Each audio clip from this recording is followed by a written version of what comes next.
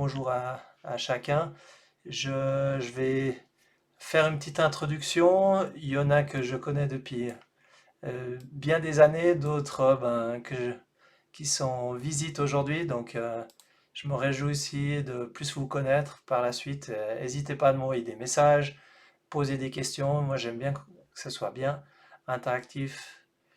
Et puis, le but effectivement de ce Hacking Beam, c'est d'apporter ce que dans les projets ou dans les discussions avec les amis dans le monde du bâtiment ou de l'infrastructure, ils me disent, mais voilà, ça paraît tout simple pour toi, mais tu voudrais pas me faire un petit tutoriel, m'apporter deux, trois astuces. Et en fait, c'est un peu le but aujourd'hui, donc c'est une grande première. L'idée, c'est d'en faire plusieurs dans l'année, pas trop non plus, parce que ça prend effectivement, voilà, c'est un investissement de temps et c'est quand même un gros travail de préparation, mais mon idée, c'est quand même d'échanger et puis aussi d'enrichir. Ben, si vous avez des idées, des questions spécifiques, ben, c'est aussi un échange, c'est pas juste une, un hackathon qui va dans un sens, mais que chacun puisse aussi enrichir la discussion. Donc là-dedans, enfin aujourd'hui, on a des experts qui sont présents. Donc je suis honoré de pouvoir apporter quelque chose, mais je suis sûr aussi que les experts présents pourront enrichir et compléter la présentation. Donc c'est parti. Donc petite présentation pour ceux qui me voient pas depuis 20 ans. Donc Thomas Secher, je vis entre Genève et Lausanne dans différentes activités et projets. J'ai la chance d'avoir collaboré avec l'EPFL, l'ENAC, section architecture, pour tout ce qui est mise en place de l'autorisation de construire et plus largement pour l'implémentation du BIM à l'État de Genève. Donc ça, c'était un projet de 2 ans qui aujourd'hui est en implémentation en interne à l'État de Genève.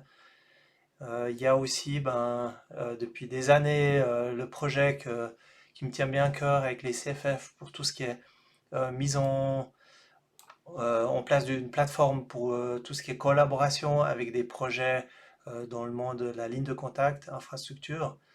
Et puis aussi récemment, aussi avec Roubini qui est présente ici, on a mis en place une plateforme BIMOP qui est encore en cours de développement, donc c'est un produit à venir, mais qui est très prometteur pour euh, avoir une meilleure connaissance, évaluer votre niveau BIM dans le futur pour une plateforme aujourd'hui qui est basée à Fribourg, mais qui pourra, je l'espère, s'étendre à l'échelle suisse, on espère, dans ces prochaines années.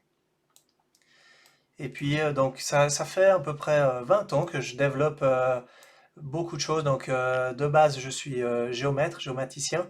Et puis, j'adore développer. Donc, je développe des outils, que ce soit initialement dans AutoCAD, dans Revit, dans toutes les plateformes web qui émergent aujourd'hui. Ben, j'essaie de m'impliquer petit à petit dans des projets de préférence open source parce que c'est là où, pour moi, il y a plus de choses à faire aujourd'hui.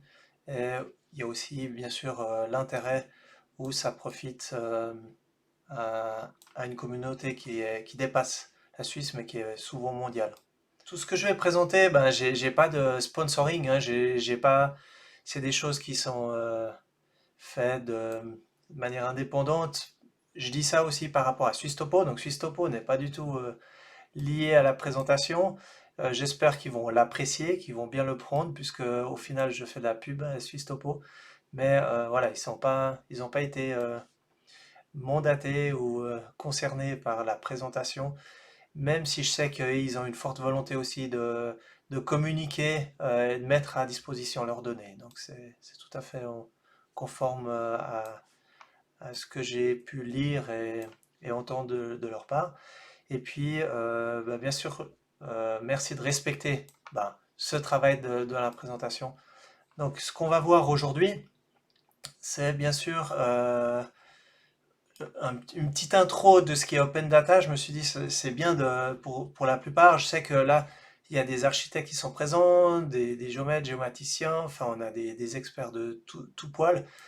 Donc on va voir un peu ce que c'est l'Open BIM, l'Open Data, pardon, l'Open BIM aussi, mais tout ce qui est aussi disponible dans les données de Suisse Topo. On va aussi parler des données de France et de Maroc, puisqu'on a aussi des Marocains ici présents. Donc j'ai préparé aussi une parenthèse pour ça. Quels sont les outils de modélisation aujourd'hui qui sont disponibles? Et on va voir un petit cas d'usage que j'ai préparé pour que vous puissiez aussi le reproduire pour ceux qui ont besoin d'appliquer ça dans ces prochains temps chez eux. Donc déjà, l'Open BIM, c'est quelque chose, l'Open Data, pardon, l'Open BIM, je fourche, mais au final, c'est des éléments qui sont bien sûr connectés. L'Open Data, c'est l'idée de mettre à disposition des données, quelles qu'ils soient, hein, pas forcément des données géographiques ou des données 3D, mais c'est des données tout court qui sont, ça peut être des statistiques, ça peut être des données d'utilisation euh, d'un service, etc. Et l'idée, c'est de mettre à disposition ces données, tout et à chacun, pour qu'il puisse l'utiliser, pour qu'il puisse l'analyser, pour qu'il puisse l'intégrer dans ses projets, qu'il puisse aussi peut-être rendre service, c'est-à-dire puisse enrichir ces données et pourquoi pas le réinjecter pour rendre enfin, plus riches les données initialement fournies. Dans notre domaine, on va dire du BIM ou de l'infrastructure, de la modélisation 3D, on a un gros acteur aujourd'hui qui est disponible depuis des années, c'est OpenStreetMap. Certains, ben, peut-être le connaissent pas, c'est un peu le Google Maps en version libre, accessible. Donc chacun peut, sur OpenStreetMap, c'est une cartographie 2D de base avec des 2D+, c'est-à-dire des éléments tridimensionnels mais qui sont informés. Et effectivement sur l'idée de la collaboration de OpenStreetMap, qui est au final le meilleur moyen aujourd'hui de collaborer au niveau cartographie. Donc si vous avez une maison, si vous construisez une maison, vous pouvez mettre à jour vous-même les données en créant un compte gratuit. Vous pouvez mettre à jour les données et chacun peut collaborer, ajuster les données, les corriger. Et ça permet de mettre à jour des fois plus dynamiquement qu'un cadastre ou ce genre de structure. Les données, bien sûr, c'est des données on va dire, ils n'ont pas le même niveau de fiabilité que le cadastre où il y a un géomètre qui va valider, où il y a une procédure conforme, une certification des données qui est stricte, mais au contraire, ben, l'avantage d'un OpenStreetMap, c'est que déjà on a des données mondiales et on a un aperçu, une accessibilité sur le web direct. Plus spécifiquement, qu'est-ce qu'on a disponible dans différents pays? Donc en Suisse, directement, on a les cantons, donc canton de Genève, le canton de Zurich. J'ai pas listé tous les autres cantons, mais il y a beaucoup de cantons en Suisse qui se bougent pour mettre à disposition les données en libre service. Euh, le Suisse Topo, donc la partie de la Confédération Cartographie, a aussi fait le pas. La Confédération a aussi un site opendata.ch qui concerne pas que les données de cartographie ou tridimensionnelles, mais aussi des données, que ce soit une question d'habitants. On a eu le cas des statistiques Covid. Ben, c'est aussi des données qui ont été mises très rapidement à disposition dans, dans tous les pays qui avaient l'infrastructure nécessaire pour le faire. En France, on a l'hygiène qui a aussi une grande volonté et puis qui a mis à disposition et qui est encore en train qui a un calendrier très très actif pour mettre à disposition des données. Via le site datagouv.fr, on a aussi à dispo énormément d'éléments. Et le Maroc, je ne sais pas s'il y a des Marocains qui sont en live là à ce moment que je parle, mais si c'est le cas, mettez au moins un pouce pour mettre le point. Ouais, excellent, super, bienvenue. Et du coup, ben, le Maroc a une forte volonté dans le BIM, a vraiment un mouvement où le BIM prend de l'ampleur. Et au niveau du gouvernement, on a aussi un site. Aujourd'hui, c'est des données qui sont ponctuelles, donc on n'a pas encore la richesse qu'on trouve ailleurs, mais de ce que j'ai pu apercevoir, il y a une volonté aussi de mettre à disposition beaucoup de données. Donc voilà, peut-être si vous connaissez d'autres sites, d'autres pays qui fournissent aussi des données, n'hésitez pas à me mettre dans le chat, hein. Je pense que ça peut rendre service à chacun. Moi, j'ai mis ceux que je connaissais, mais évidemment, il y en a certainement encore d'autres, plus locales, soit de cantons ou soit plus spécifiques sur des régions, des villes. Donc là, j'ai mis tous les liens qui permettent de voir justement l'élément. Je vais juste faire un petit check technique. Est-ce que tout le monde voit bien les liens? Donc on va se concentrer pour notre cas sur les données Suisse Topo comme c'était la proposition. Ce qu'on va voir sur Suisse Topo est aussi applicable en l'occurrence en France et puis certainement aussi dans d'autres services. Bien sûr, il faut ajuster un peu le, le type de données disponibles, mais le principe reste le même. Donc n'hésitez pas aussi dans le futur à me poser des questions si par exemple sur les données de France ou au Maroc, s'il y a des choses à adapter, on a des solutions, on a des astuces qu'on peut trouver pour que ça soit fonctionnel. Donc les données de Suisse Topo, disons le plus important c'est que malgré tout c'est assez récent que ces données soient disponibles, donc 1er mars 2021. Donc on a eu bien une année pour tester, utiliser ces données. Est-ce que tout le monde est au courant que SwissTopo fournit à Libre Service déjà ces données? Pour ceux qui connaissent SwissTopo, j'ai encore eu des gens qui m'ont dit je n'étais pas au courant. Donc bien sûr que ça n'a pas fait la une des journaux, quoique on en a bien parlé, mais ça n'a peut-être pas été mis en avant partout. Donc c'est une richesse qui est peut-être une des bases de données les plus riches au monde. Bon, c'est facile vu la taille de la Suisse, mais d'un autre côté, la qualité des données, la densité des données est extrêmement importante. Nous, on va pas voir toutes les données qui existent, mais on va se concentrer sur trois types de données que j'ai choisis pour vous. Le premier type de données, c'est toutes les données qui sont les photos. Donc, c'est des photos aériennes. Là, on a eu la chance d'avoir une mise à jour des photos aériennes avec une densité de 10 cm. Donc, ce qui veut dire, c'est qu'un pixel de la photo, ça fait 10 cm. Ce qui peut paraître, enfin, pas précis, mais ça permet de voir, on verra tout à l'heure, un trottoir, une voiture avec ses détails. Bien sûr, on va pas voir les personnes, on va pas reconnaître une personne comme on verrait sur Google Street Map ou ce genre d'outils, mais au niveau aérien, ça va permettre de voir jusqu'au petit cabanon de jardin.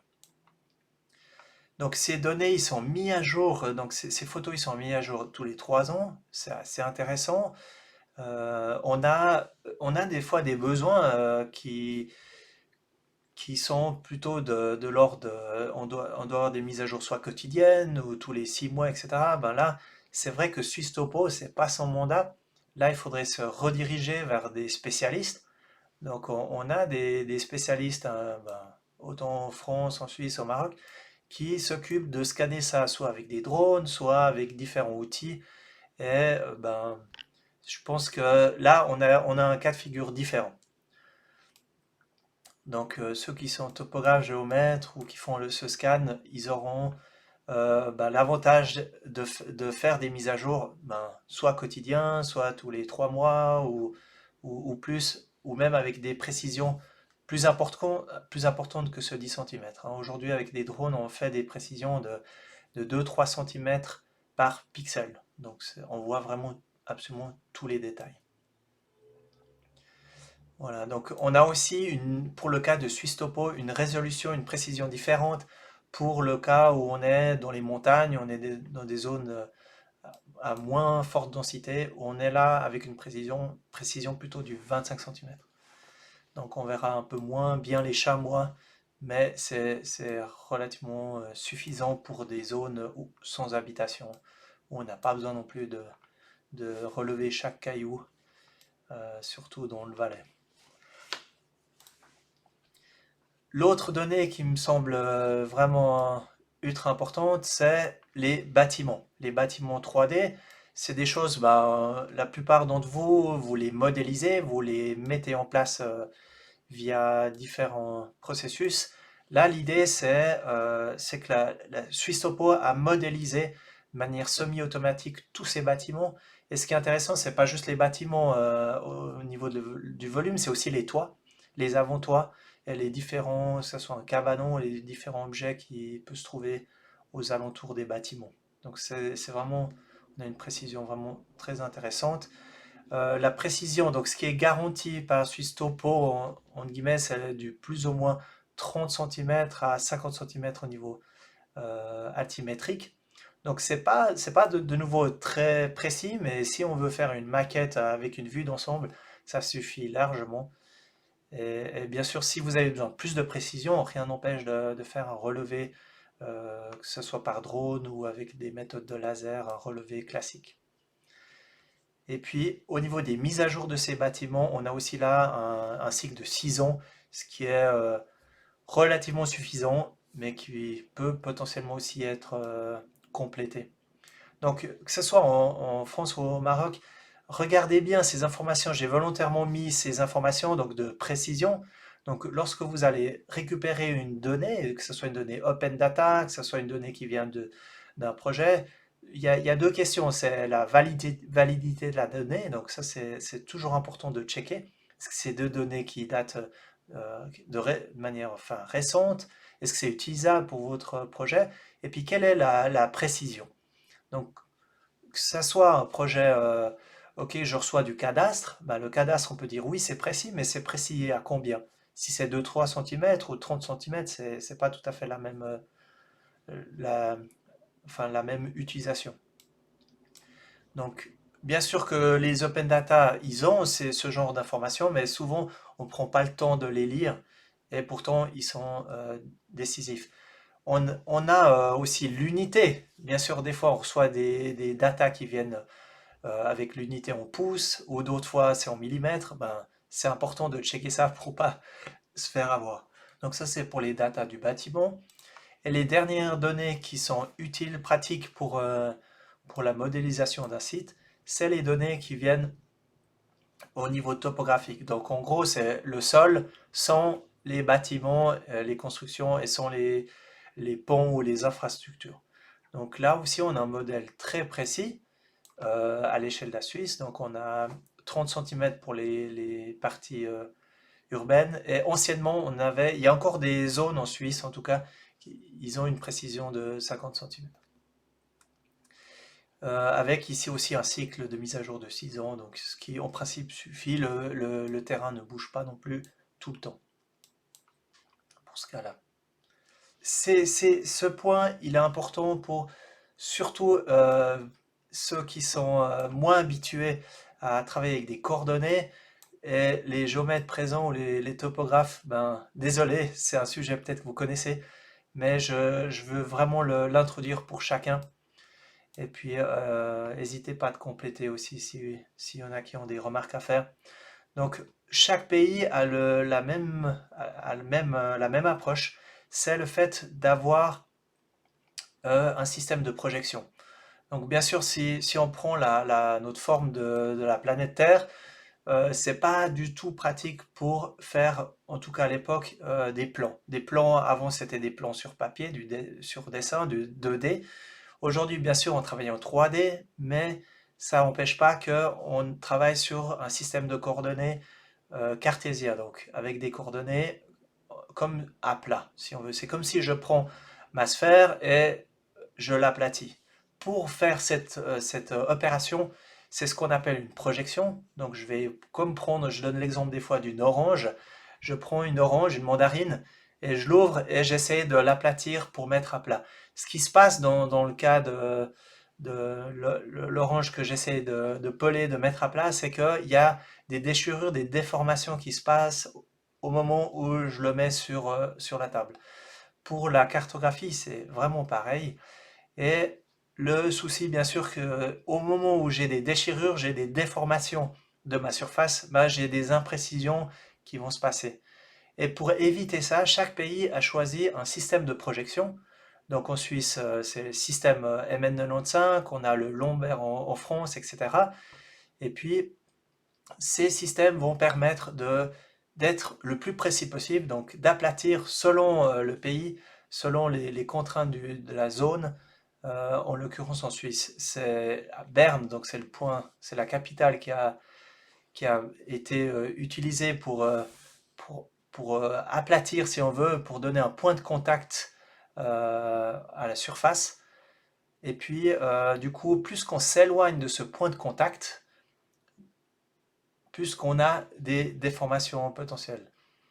Donc, bien sûr, dans le cas de la Suisse, c'est pas grand-chose parce qu'on a quelques centimètres au Grison, au Tessin, mais voilà, il y a tout un système de correction, d'adaptation qui fait que localement, on ressent pas le problème. Si je travaille à l'échelle d'un plan, d'un projet, d'un bâtiment, d'un quartier, je vais pas remarquer que la terre est ronde déjà, que j'ai une déformation, que j'ai une perte. Donc, je vous donne juste ça pour une question de connaissance de ces coordonnées.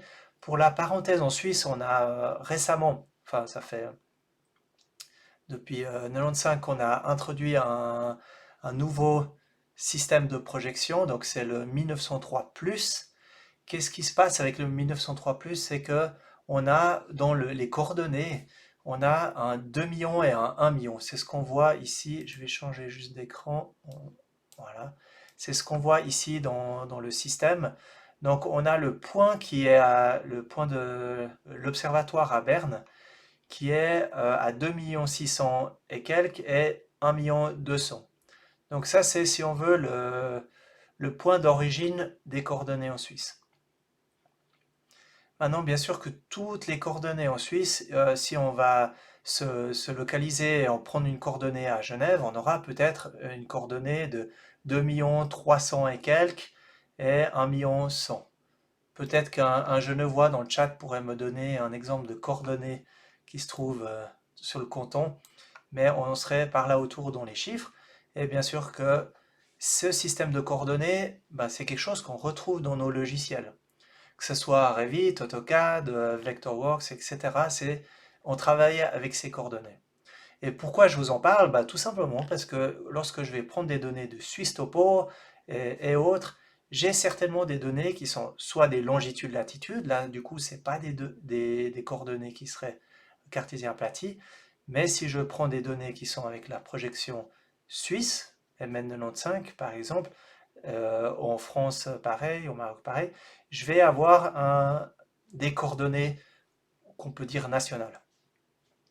Et du coup, je peux travailler avec ces coordonnées. Par exemple, si je prends AutoCAD, je peux mesurer directement d'AutoCAD et lire les coordonnées de mes objets, de mes bâtiments, les coordonnées qui seront réelles par rapport au système de projection.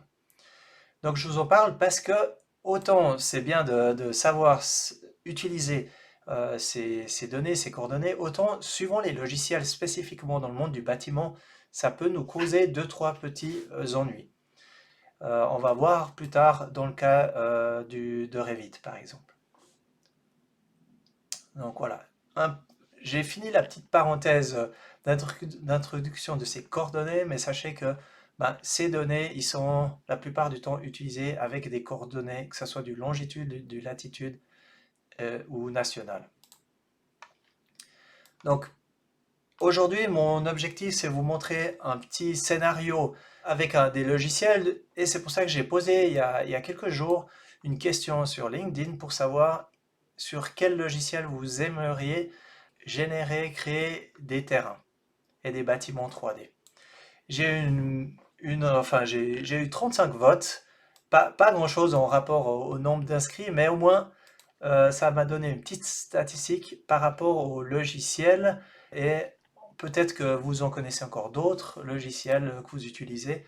Ah, pierre du Niton. Ah, ça c'est classe. Je vois qu'on a reçu des coordonnées de la pierre du Niton qui est, pour ceux qui sont pas, qui vivent pas à Genève ou Suisse, qui est une référence. Donc c'est une pierre placée au bout du lac Léman de Genève et qui est une référence dans le système de la mensuration suisse.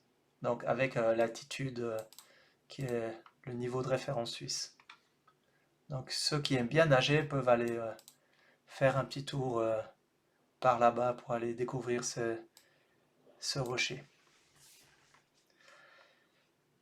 Parenthèse fermée. Donc l'idée c'est de vous présenter aujourd'hui, j'ai pris le logiciel Revit parce que c'est celui-là qui a gagné dans les statistiques, mais aussi parce que ça permet, si vous utilisez Archicad ou Vectorworks, appliquer quasiment le même processus.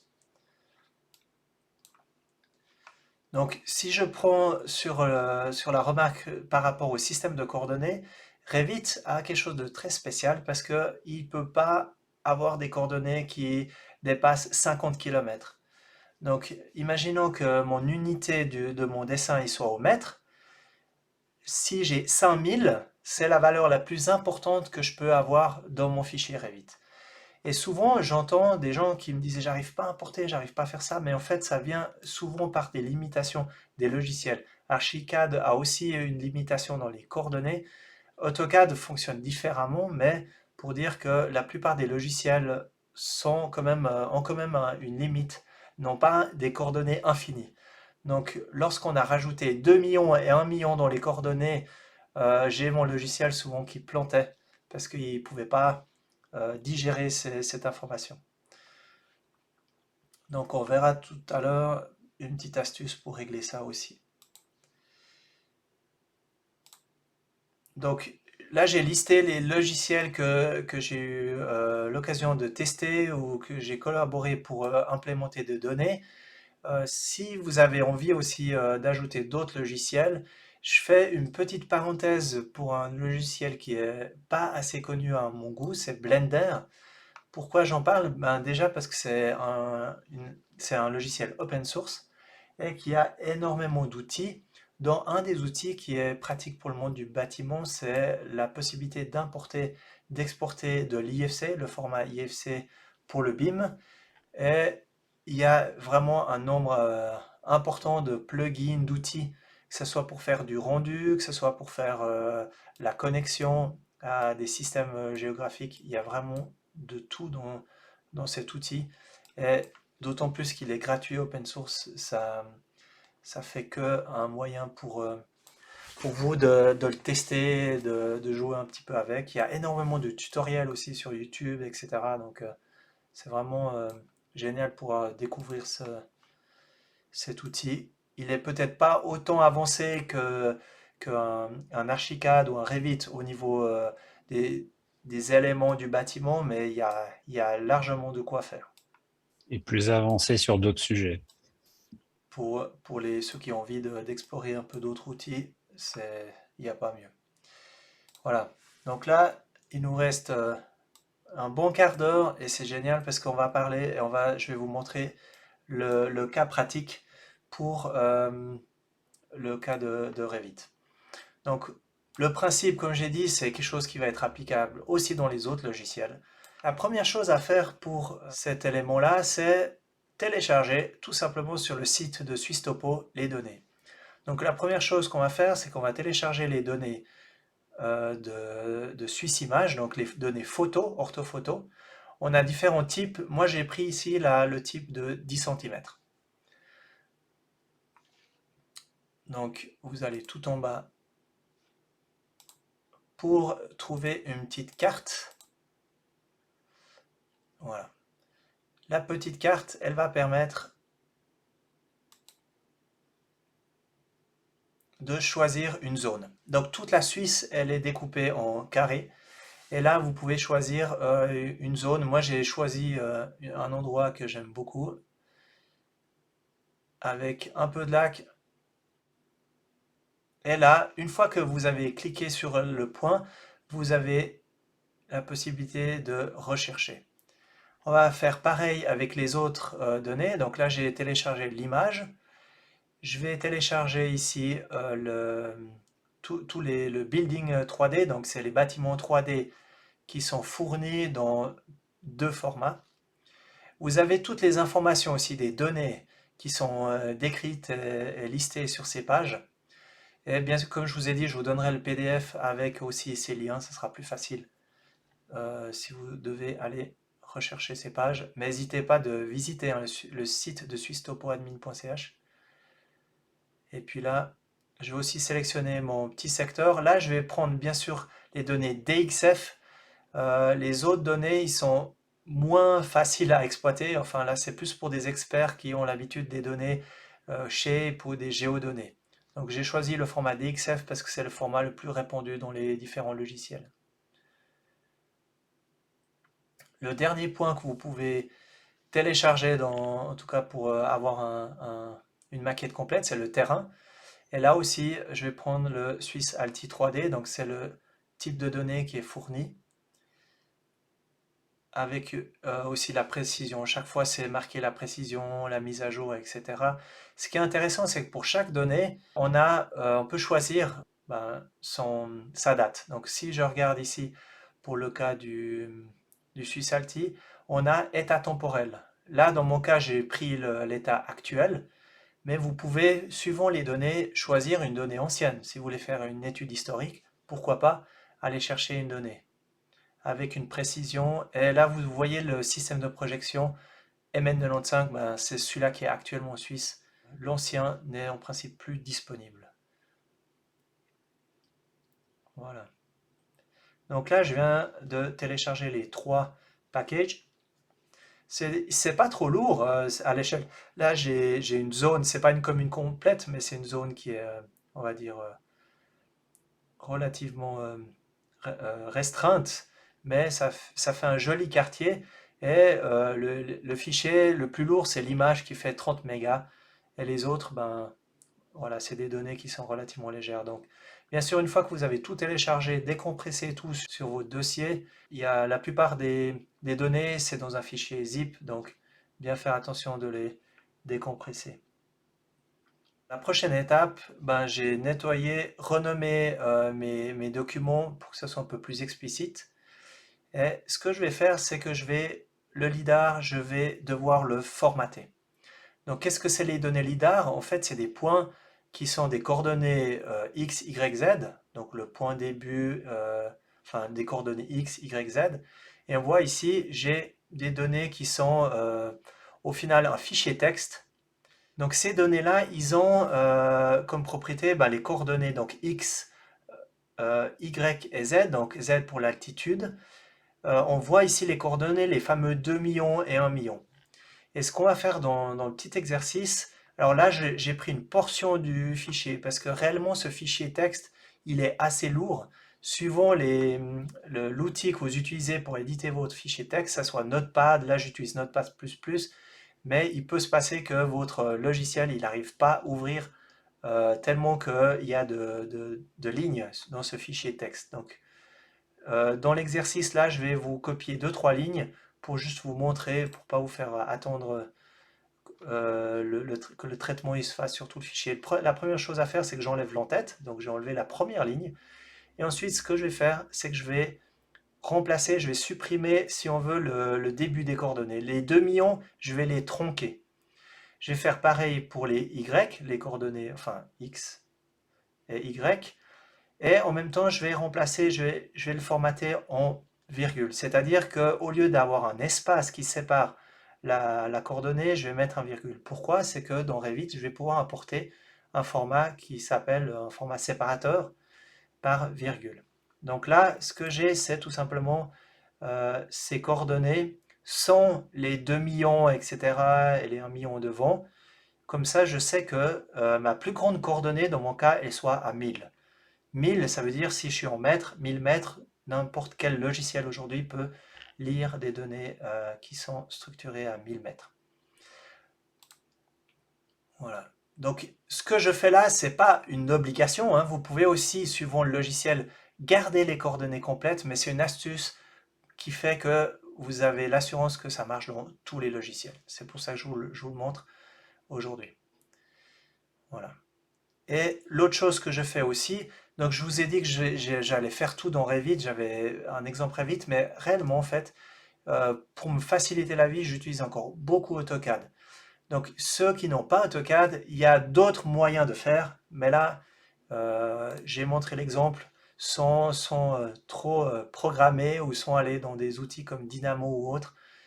Mais voilà, donc ce que je fais, c'est que j'ouvre ici mon fichier DXF, et puis je vais juste... Voilà. Une chose que je fais vraiment tout le temps avant de travailler avec des données, c'est de régler l'unité du dessin. Je vais encore vous le dire deux, trois fois dans les minutes à venir. Donc j'ouvre mon fichier DXF que j'ai téléchargé de Swistopo. Première chose à faire, c'est que je règle l'unité. Moi, j'ai utilisé ici la ligne de commande, mais si vous ne connaissez pas les lignes de commande, vous pouvez aller dans le menu principal d'AutoCAD, en haut à gauche, et dans utilitaire de dessin, vous pouvez aller dans unité. Là, vous allez voir, j'ai réglé l'unité du dessin en mètres. Une fois que j'ai fait ça, je vais insérer mon image. Donc, si je fais pas l'unité au début et j'insère l'image avant, ben, l'image, elle va se poser au mauvais endroit. Donc là, ce qui se passe, c'est que j'ai un dessin. Vous voyez les coordonnées en bas à droite de l'écran, c'est un peu petit, mais on voit les coordonnées. Je suis toujours avec ce dessin et cette photo à 2 millions, 1 million. C'est normal. Donc là, les coordonnées de la photo, ils sont venus automatiquement parce que c'est des données, c'est une photo qui est géoréférencée. J'avance un peu. Donc là, ce que j'ai fait, c'est que j'ai nettoyé les bâtiments qui ne m'intéressaient pas pour que je conserve que les bâtiments qui se trouvent sur mon image, ma photo. C'est vrai que j'essaie toujours d'alléger les données. Je ne veux pas charger toute la Suisse dans mon dessin, je veux charger seulement une certaine zone. Donc pour ça, AutoCAD, c'est encore un bon outil pour faire un peu de nettoyage, un peu de réglage. Voilà, le tour est joué. Donc une fois que j'ai ça, je vais enregistrer le dessin comme j'ai fait avant, et puis je vais déplacer le dessin de cette manière-là. Si je zoome sur mon image, je vois vraiment une très bonne qualité. Je vois les routes, je vois tous les détails. Donc ça, c'est aussi utilisable, bien sûr, dans AutoCAD. Pour ceux qui veulent rester dans AutoCAD, c'est aussi un exercice utile. Voilà. Donc là, ce qui nous reste à faire, la dernière opération toute simple, c'est je vais sélectionner tous mes objets. Donc attention de bien tout sélectionner, la photo, les bâtiments 3D. Je vais prendre le point en bas à gauche de ma carte, de ma photo, qui est en fait les fameuses coordonnées que j'ai fait, le troncage que j'ai fait tout à l'heure, tombe sur les mêmes coordonnées. Pourquoi? C'est que tout simplement, chaque carré est découpé chez Swisstopo, avec, d'ailleurs en France aussi, avec on va dire l'arrondi des coordonnées. Donc si je prends l'exemple en bas à gauche, ce sera 2 millions 600 par exemple, 600 ou 700, et 1 million 200, etc. Donc c'est vraiment, il y a un découpage sur le système des coordonnées. C'est pas un découpage c'est pas un carré mis au hasard, si on veut. Donc c'est pour ça que je peux décaler depuis le point en bas à gauche de ma photo aux coordonnées 00 de mon dessin AutoCAD. Et cette fois-ci, vous voyez les coordonnées en bas sur la zone d'AutoCAD, qui sont des coordonnées plus à 2 millions, mais à 500 et à 500. Donc on est en dessous des 1000. Voilà. Une fois que j'ai fait ça, tout simplement, j'enregistre le dessin, je ferme. Donc c'est un petit pli à prendre, hein, c'est pas compliqué, mais voilà l'opération, disons, dans AutoCAD. Dans Revit, tout simplement, j'ouvre Revit, je crée un nouveau dessin vide. Là, j'ai choisi un gabarit architecture. Pareil que ce que j'ai fait dans AutoCAD, la première chose à faire, hormis le fait d'enregistrer le fichier, ça, je ne vais pas vous l'apprendre, c'est de régler les coordonnées. Hop, j'étais trop vite. Donc les coordonnées, c'est dans le menu Gérer, pour ceux qui ne sont pas à l'aise avec Revit. Dans Gérer, alors là, ça enregistre. Voilà, c'est parti. Et dans Unité. Dans le menu Unité, Dans mon cas, c'est assez marrant. C'est que j'ai toutes les unités qui sont au mètre, qui sont bien réglées, sauf les distances qui sont en pied. Personnellement, je travaille rarement en pied, ni avec mes pieds d'ailleurs. Donc là, on va bien sûr mettre en mètres. Voilà.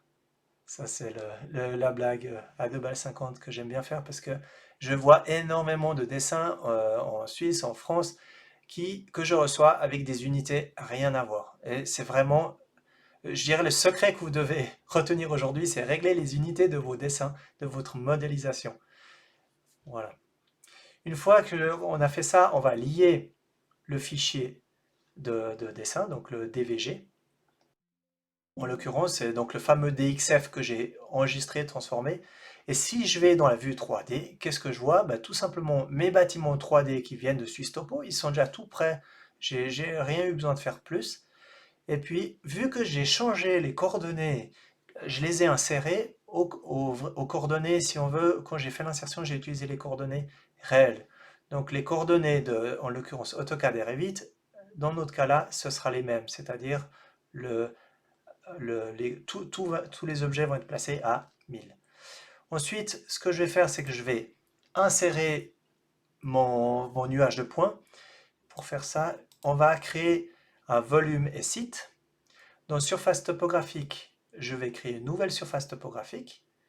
Et là, il y a deux possibilités. Soit je vais créer des données topographiques sur la base de mes données, on va dire, LIDAR. Donc c'est ce fameux fichier qui contient des coordonnées X, Y, Z. Ou l'autre possibilité, c'est de générer à partir de courbes de niveau. Dans l'exemple que je vous montre sous les yeux, j'ai choisi de prendre des courbes de niveau. Pour la parenthèse, comment j'ai généré ces courbes de niveau, parce que je ne vous l'ai pas montré, le secret c'est que je l'ai généré dans AutoCAD Civil, qui est un outil, c'est une extension encore d'AutoCAD, qui permet de générer automatiquement des courbes de niveau qui sont lissées et qui sont de très bonne qualité. Pourquoi j'ai fait ça? Parce que déjà, je voulais vous montrer un résultat rapide, mais aussi parce qu'il y a une limitation, en tout cas dans Revit, c'est quand j'insère des points, si j'insère des points qui sont de trop grande quantité, donc un fichier de points, on va dire de plus de 100 000, 200 000 points, Revit, pardon, il bloque. Donc si vous avez un fichier de points de moins de 100, 200 000 fichiers de points, vous pouvez sans autre insérer de la même manière et il va générer le terrain comme on va le voir dans quelques secondes. Donc là, je vais sélectionner, dans l'exemple, si je veux un fichier point, je sélectionne ici, là j'ai fait l'exemple pour sélectionner le fichier LIDAR, donc il faut bien que le fichier s'appelle lidar.txt. Si vous le téléchargez depuis SwissTopo, il s'appelle .xyz, donc renommez-le, ça sera plus facile, et choisissez dans le type ici .txt. D'ailleurs, c'est marqué bien texte séparé par des virgules. Donc comme ça, vous avez l'astuce pour si vous voulez insérer directement avec un fichier de points. Et je montre aussi l'exemple, comme ça vous avez les deux cas. Si vous voulez sélectionner des courbes de niveau qui viennent dans mon cas d'un fichier AutoCAD DVG. Donc là, je vais sélectionner mon dessin et ensuite je choisis un seul calque, le calque de mes courbes de niveau. Ça permet de pas créer un terrain avec des données du bâtiment ou d'autres couches. Donc là, il faut être un peu patient suivant les ordinateurs et les machines. Et puis bien sûr le terrain, ça peut mettre 2-3 minutes à plus. Voilà, là c'est terminé, je valide. Et j'ai mon terrain qui s'est généré. Donc un vrai terrain, dans ce cas-là, Revit, utilisable pour du rendu, pour faire des coupes, etc.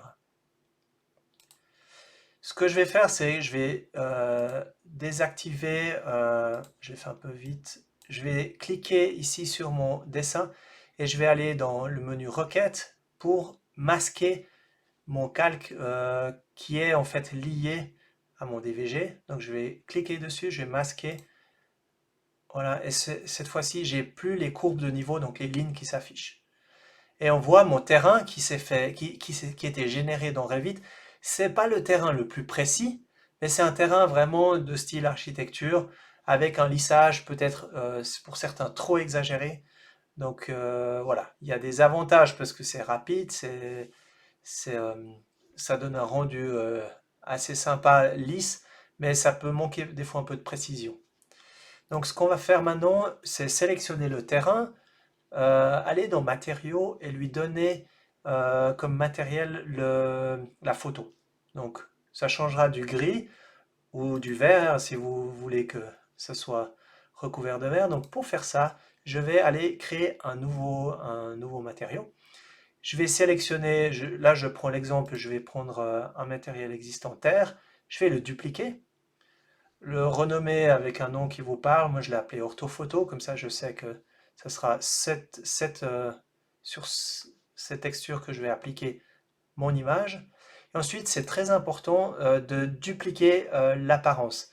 Si vous ne le faites pas, vous allez modifier, en fait, vous allez modifier la texture terre. Donc c'est important de dupliquer le matériel et l'apparence pour que ça soit unique, pour que votre matériel que vous allez appliquer soit bien lié de manière unique à l'orthophoto. Pour faire ça, je vais aller chercher une image. Donc, de base, c'est une texture de terre, mais celle-là ne m'intéresse pas. Je vais aller chercher mon orthophoto que j'ai téléchargé tout au début de l'exercice. Je vais mettre la luminosité à 100%. Ici, le décalage, j'en ai pas besoin parce que, vous vous souvenez, j'ai bien calé tout à 0,0. Donc, mes coordonnées que j'ai décalées vont être, mon carré de terrain va être calé exactement à 0,0 de ma photo, puisque la photo et le terrain a les mêmes coordonnées, si on veut. Si vous avez une photo ou un terrain qui peut être désynchronisé, vous pouvez ici mettre un décalage en centimètres. Pour l'échelle, ben, c'est relativement simple, puisque mon terrain, il fait 1000 mètres. D'ailleurs, chaque carré de Swiss Topo fait 1000 mètres. Donc là, j'ai écrit 1000 m pour pas devoir écrire en centimètres mon carré, mais les textures par défaut, là c'est au centimètre. Je mets le répété à aucun, parce que je veux pas une texture répétée, je veux une texture qui soit centrée sur mon objet, et le tour est joué. Voilà, donc après, il y a encore plein de réglages au niveau projection, matériaux, enfin tout ce qui est transparence, réflexion, relief. Moi j'ai tout désactivé pour notre cas, parce qu'on veut juste afficher bêtement l'image sur notre terrain. Donc là, pour que ça soit bien opérationnel, il faut que votre visibilité, vous la mettez en rendu réaliste. Donc en bas à gauche, n'oubliez pas de mettre sur le petit carré en bas l'élément réaliste. Et là, on voit bien que j'ai le terrain, la photo qui plaque exactement sur le terrain, et les bâtiments qui sont placés, qui sont bien localisés. Voilà. Donc en vue de dessus, ce que ça donne. Et après, bien sûr, si je fais un orbite, je vais pouvoir voir en perspective, etc., etc. Donc, on a fini l'exercice. Donc, avec les petites astuces que je vous ai montrées, c'est relativement simple. En principe, si vous êtes bien habitué, en un quart d'heure, vous avez fait l'intégration chez vous, avec peut-être l'idée de le faire 2-3 fois pour l'entraînement, mais c'est relativement facile à faire pour un rendu assez sympa, où j'ai même la possibilité d'avoir mon lac qui se trouve ici bien positionné. Voilà, donc on arrive au bout de cet exercice. Pour ceux qui ont encore un peu de temps, moi je suis là pour vous, donc n'hésitez pas pour des questions.